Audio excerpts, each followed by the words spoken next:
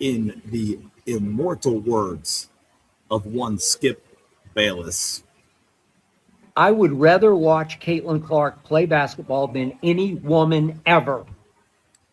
yeah, well, that about sums it up in terms of why Caitlin Clark is so hated by the WNBA. Now, we know there are a lot of reasons. She's white, she's straight.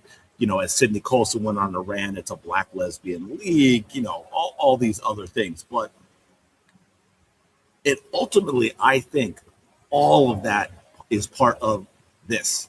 If Caitlin Clark was everything else that she is, but she didn't bring anything new to the WNBA in terms of fans, she'd just, she'd just be another player in the league.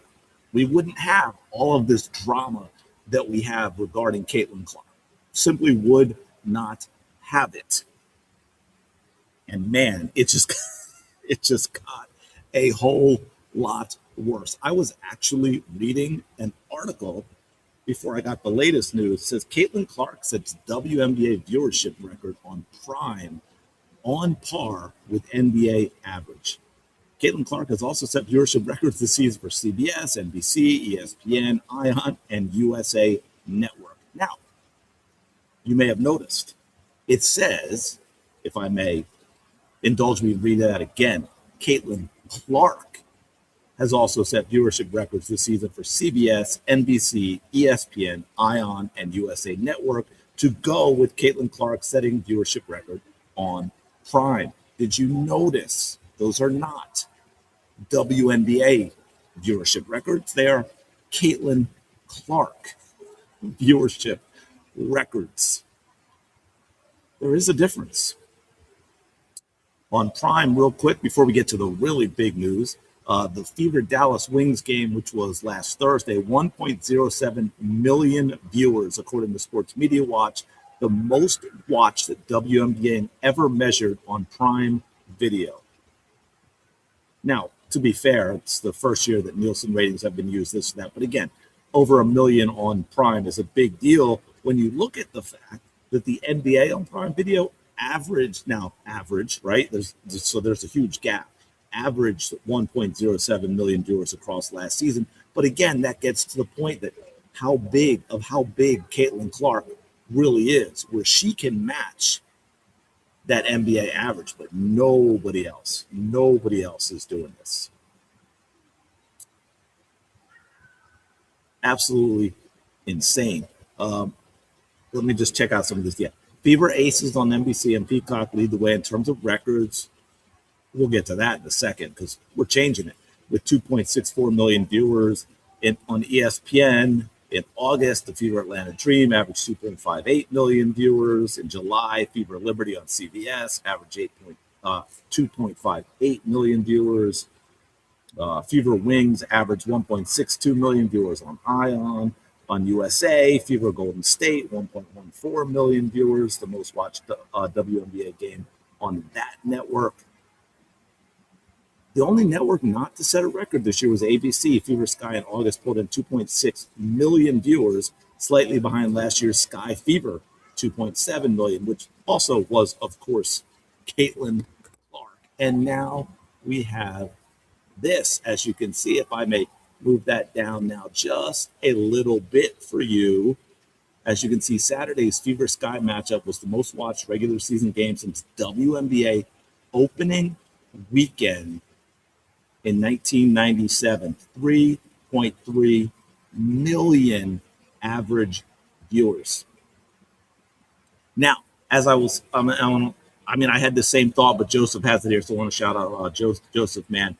I hate to say it, some credit should go to Mustard Girl now he says Mustard Girl, but I think the Mustard Sophie thing, I think Dejanay and Sophie had a little bit of that. I mean, look, it's still doing over 3 million even without that. But I think some people were definitely tuning into the whole, well, let's see what goes on with Dejanay Carrington and Sophie Cunningham.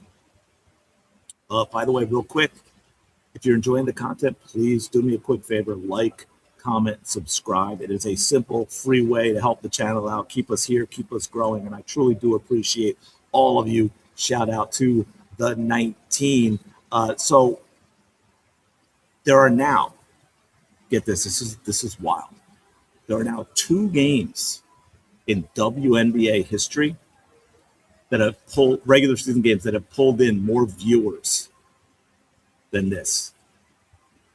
That's insane. You had New York Liberty versus the Los Angeles Sparks, which was June 21st, 1997, which was the very opening game of the WNBA.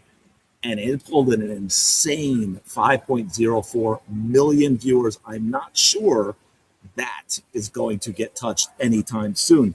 And of course, it's also a more accurate, I don't want to say inflated because that makes it sound like it's not fair, but it's a more accurate number. And in the way they're doing it, there's more accurate numbers now with Nielsen, means higher numbers on the tune of like 10 to 30% more viewers. So 2 years ago, the same exact game might have been more like 2.7 to 3 million viewers, which I'm not knocking at all, but I just want to put a little perspective because it's only fair. And then you had the very next day, the Charlotte Sting and the Phoenix Mercury to the tune of 3.59 million viewers. They are now the only 2 games in the WNBA's 30-year history that have drawn more than Caitlin Clark's game against, which I just blanked out which game this was.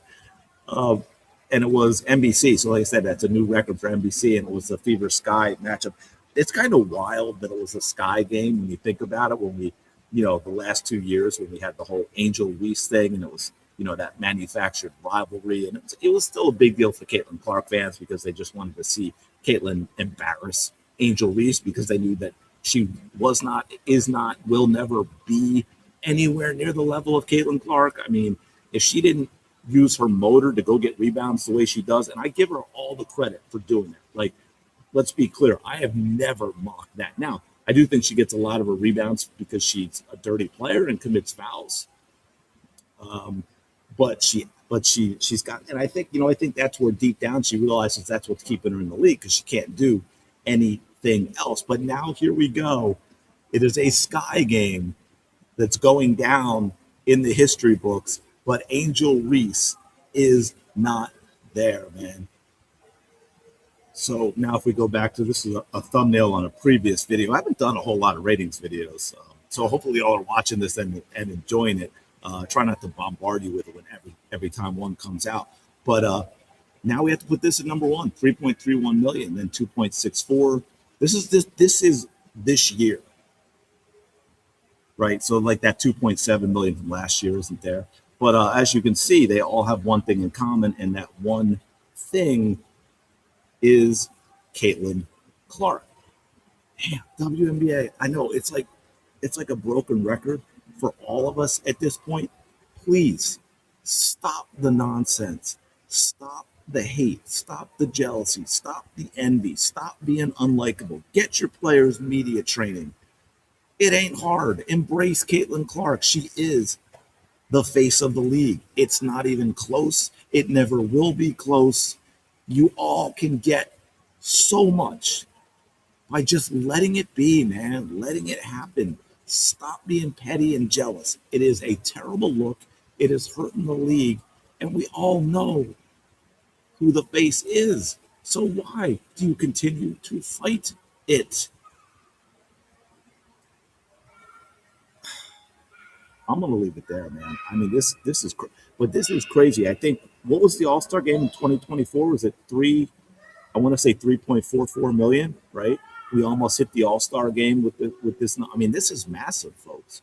I mean, that's a massive jump. 2.64 million, which is insane, was the highest this season before this game.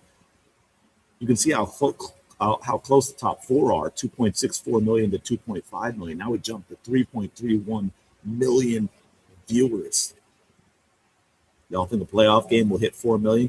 How about an elimination playoff game against, like, well, I hate to say it, but Angel Reese and the Atlanta Dream, Asia Wilson and the Las Vegas Aces, Olivia, I'm great when no one guards me, Miles, the Dallas Wings and Paige Beckers.